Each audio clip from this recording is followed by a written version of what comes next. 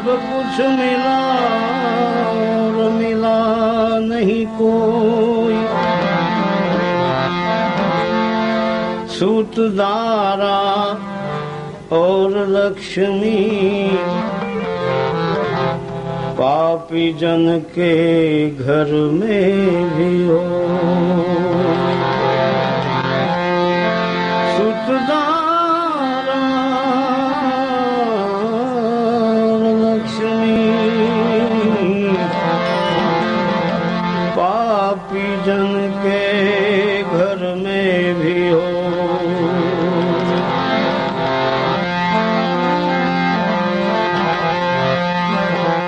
गुरु गूंगा गुरु बावरा गुरु सब देवन के देव। गुरु गूंगा गुरु बावरा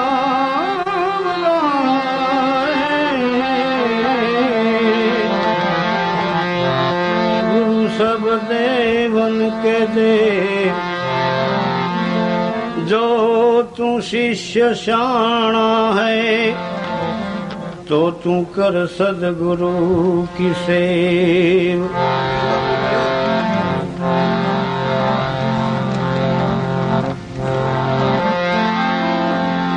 गुरु कहे पूरब को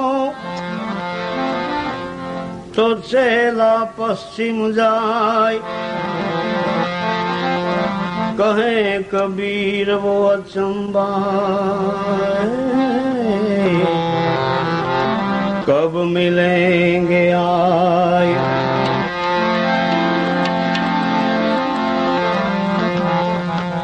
गुरुનો મહિમા શાસ્ત્રોમાં વેદોમાં પુરાણોમાં એવો બતાવ્યો છે કે પરમાત્મા અગર છે આપણાથી ઉઠી જાય તો એમાંથી બચવાનો એક રસ્તો છે। એ કયો છે કે ગુરુને શરણે જાય। પણ જો ગુરુ એમ કે છે કે જો ગુરુ રૂઠે તો પરમાત્મા એની સહાય કરતા નથી। હરિ રૂઠે ગત એક હૈ હરિ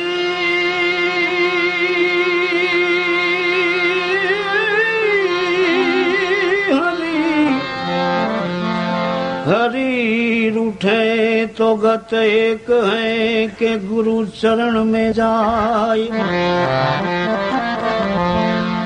पर गुरु रूठे तो गत एको नहीं हरि न होत सहाय। गुरु रूठे तो गत एको हरि न होत सहाय।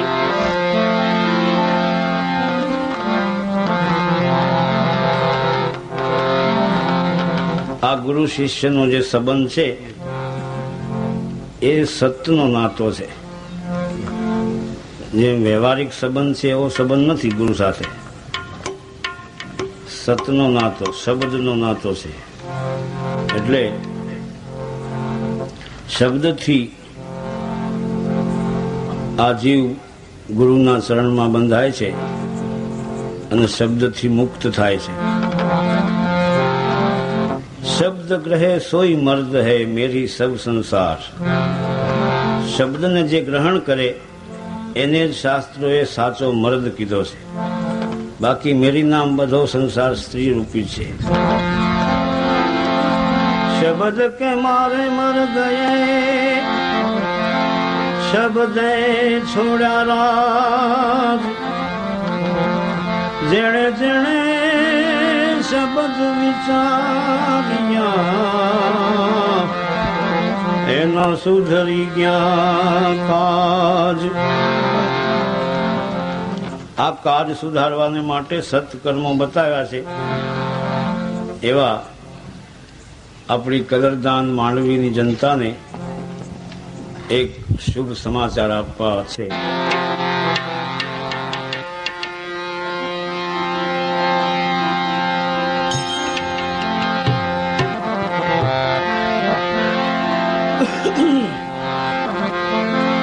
આ ગુરુનો જે મહિમા છે એક ભજનમાં કીધો છે.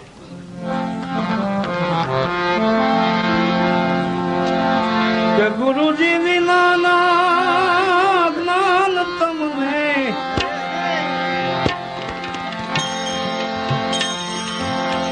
નહીં મળે રે નુગરા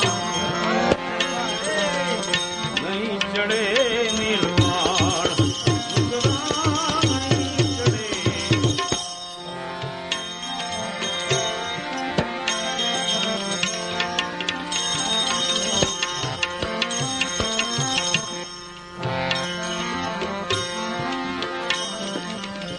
નુગરાને કેટલો વર્ણવ્યો છે મહાપુરુષોએ, એ કેટલો ભયંકર હોય છે.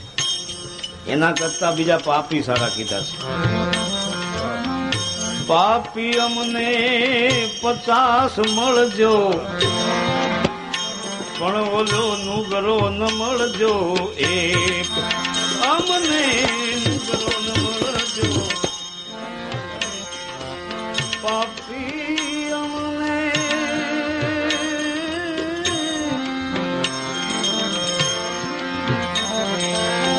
50 મળજો, નુગરો ન મળજો એક. અમને નુગરો ન મળજો.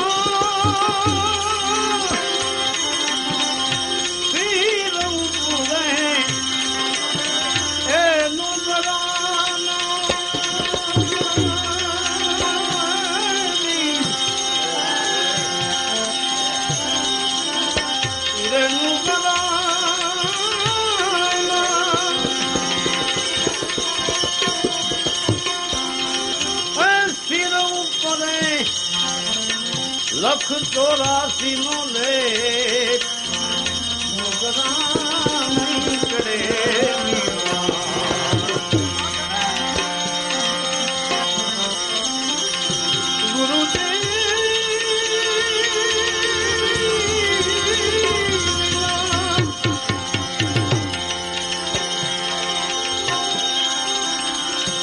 ગુરુજી નાના નામ તમો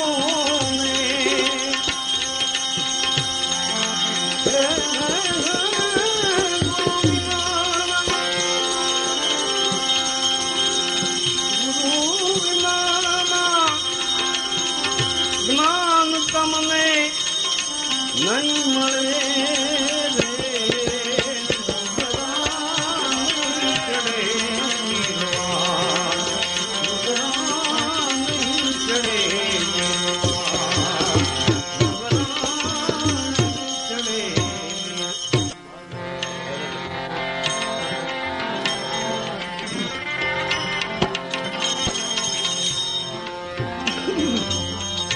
નુગરા બેઠા બેઠા માળા હું ફેરવે,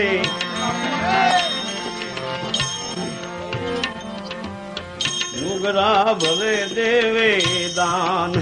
હજી નુગરા ભલે દેવે, નુગરા બેઠા બેઠા માળા ફેરવે,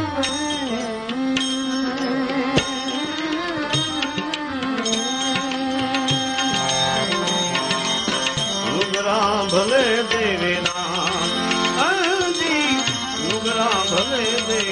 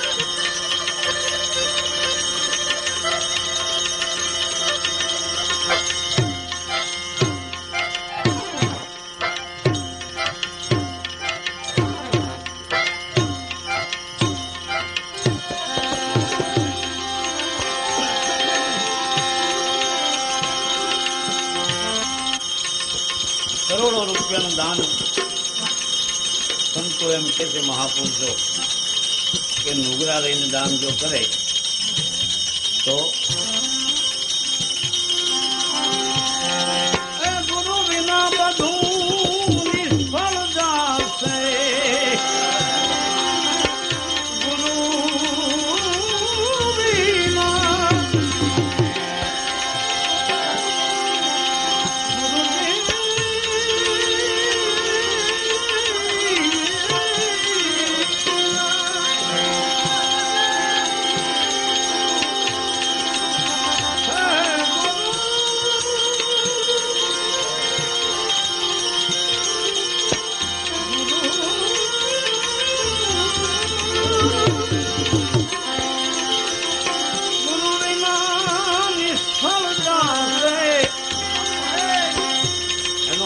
શું છે એમ કહે છે વેદ પુરાણ.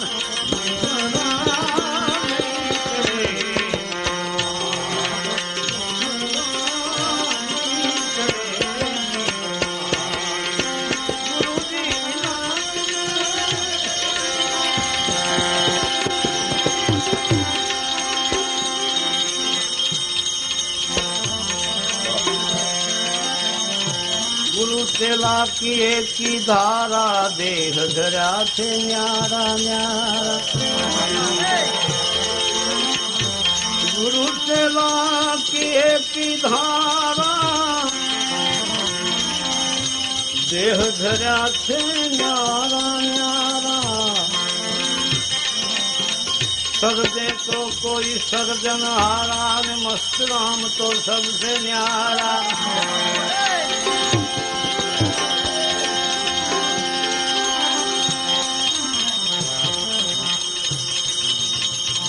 જન્મ ધરીને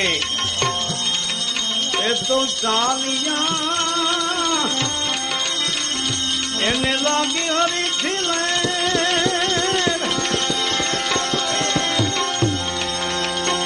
જન્મ ધરીને ચાલિયા એને લાગી હરીથી લે.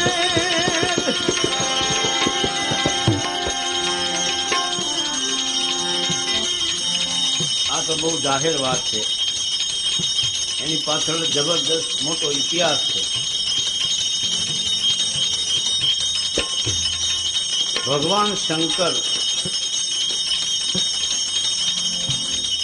સમાધિ લગાવીને બિરાજે છે. એમાં મુનિરાજ નારદજી માતાજી પાસે આવે છે. તો માતાજી કહે છે કે જો ને મુનિરાજ, કેટલાય વર્ષોના વર્ષો વીતી ગયા, હજી ભગવાનની સમાધિ ખુલી નથી. અરે કે માતાજી, તમને બીજી કાંઈ ખબર છે કે શું? કે તમારાથી એક વાત ભગવાને છુપી રાખી, છાની રાખી. શું? કે તમે કેટલી વખત જન્મ લીધાના ભોળોનાથ ઈનાઈ. હે? કે હા, તમને કોઈ દી નહીં કે તમારા કેટલાય જન્મો થઈ ગયા, પણ દાદો આ બાપો તો ઈનો એમનો સમાધિ બેઠો. એનું પ્રમાણ તો તેના પ્રમાણ જો ગળામાં માથાની માળા કરી, આ બધા તમારા. શું વાત કરો? તો ભગવાનને કેમ અવસ્થા નથી આવતી? તો ઈ જ તમને કહેતા ને વાંધો જ ત્યાં છે, એ લગાડી તો દીધી. માતાજીએ દાદાને તપસ્યામાંથી જગાડવા માટે પોતે હામી તપસ્યા હતી. ભોળાનાથ કોઈ રીતે સમાધિ છોડેલી. ત્યારે છેવટે માતાજીએ ભૈરવી નામની રાગણી ગાય છે. એ રાગણીથી દાદા સમાધિમાંથી જાગૃત થાય છે અને માતાજીને કહે છે કે દેવી આ બધું શું છે? તો કે નહીં, આ તમે મારાથી છુપાવી રાખો છો વાતો, એ તો મને આજે ખબર પડી કે તમે મારાથી પણ છુપાવો છો. કે શું? એ કાંઈ પણ તમે કોઈ દી મને કીધું છે કે શેની પણ શું કીધું છે? કે આ તમારો જન્મ નથી થતો, તમે અજન્મા છો અને મારા અનેક જન્મો થઈ ગયા છે એમ કે છે કોણ? તો કે મણિરાજ. તો એનું કામ છે. તો શું અસત્ય મારી સામે બોલે? તો ના, અસત્ય પણ નથી, પણ લગાડવાનું કામ છે. પછી મતલબ કહેવાનો કે દાદા એમ કે છે કે ભાઈ આ એક એવો મંત્ર છે કે જે મંત્રની સિદ્ધિથી આ વસ્તુ અમર કથા જે છે,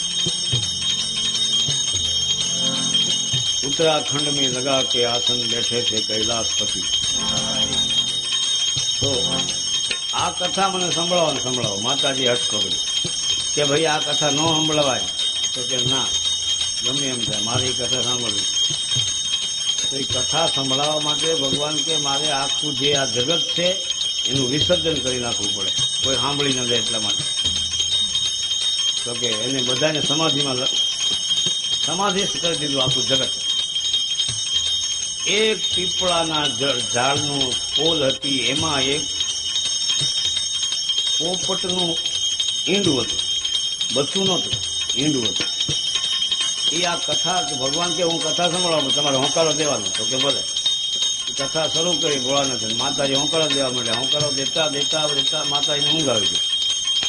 અને આ મંત્રના કથાના પ્રભાવથી હવે ઈંડું હતું એ બચ્ચું થઈ ગયું અને બચ્ચું માંડ્યું હોંકારો દેવા. કથા પૂર્ણ થઈ, ભગવાન આમ જવે છે તો માતાજી તો સુઈ ગયા છે.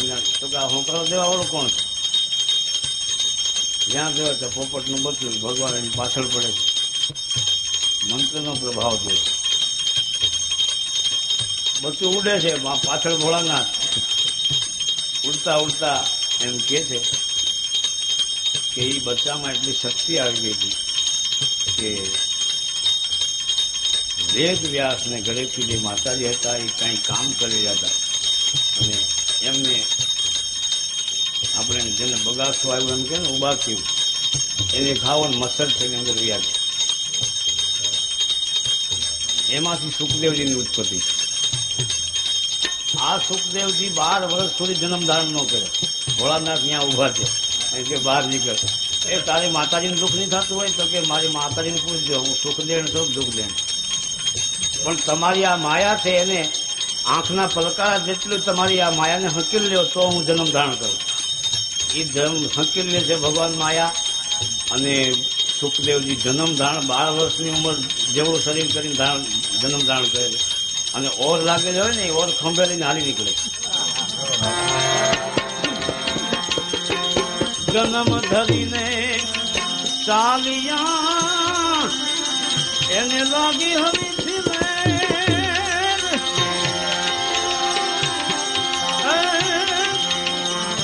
જન્મ ધરીને સુરત ચાલિયા એને લાગી હરીથી પણ વૈકુંઠમાંથી એને પાછા વાળ્યા. શું કામ? ગુરુ નહોતા કે વૈકુંઠમાંથી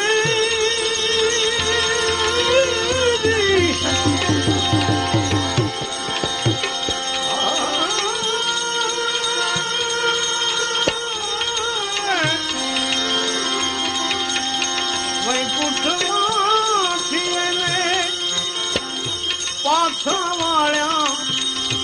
જોજો ને સુખદેવ નુગરા